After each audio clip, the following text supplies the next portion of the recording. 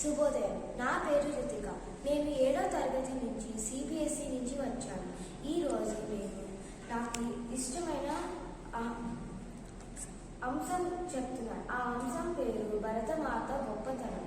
భరతమాత సకల సద్గుణ రాశి, అందరూ పాపాలను దూరం చేస్తుంది. భరతమాత గొప్ప పొగడగలిగిన మాట, గొప్ప తేజస్సు గలది, పారిజాత వృక్షం వంటిది. కాళిదాస వంటి విద్యాల కన్నా విద్యావేత్త, శ్రీకృష్ణదేవరాయల కన్నా వీరమాత, కాశీ వంటి పుణ్యక్షేత్రాల కన్నా పుణ్యభూమి, ఇంకా చాలా భరతమాత గొప్పతనాలు ఉన్నాయి. ధన్యవాదాలు.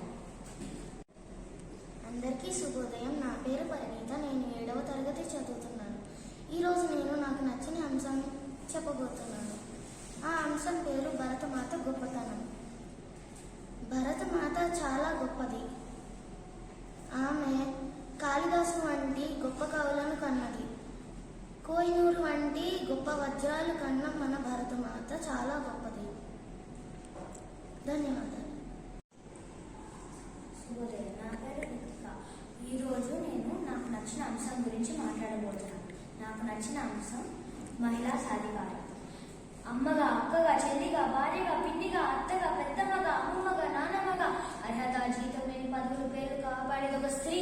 అటువంటి స్త్రీ లేనిదే మగాడు దిక్కేంటి? ఇంకా దేవుడికి తల్లేది.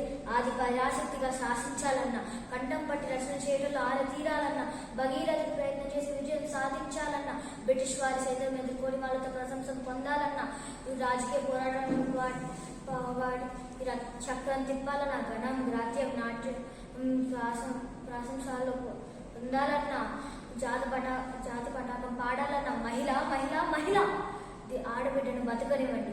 దేశం, రాష్ట్రం, ప్రపంచాన్ని అభివృద్ధి చేద్దాం. శుభోదయం అందరికీ. నా పేరు సాత్విక్.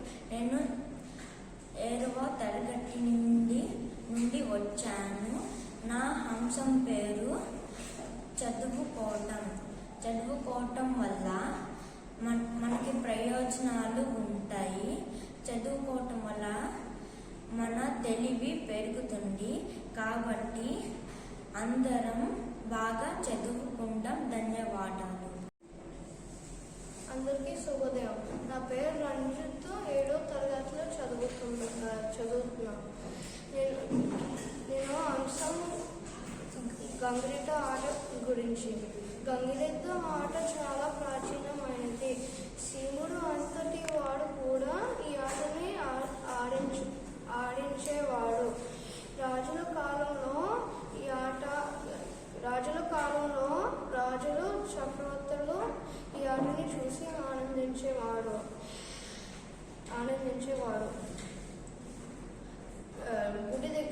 గుడి దగ్గర ఊరు మధ్యలోనూ, సంక్రాంతి పండుగ రోజుల్లోనూ ఈ ఆటని చూసి ఆనందించేవాడు.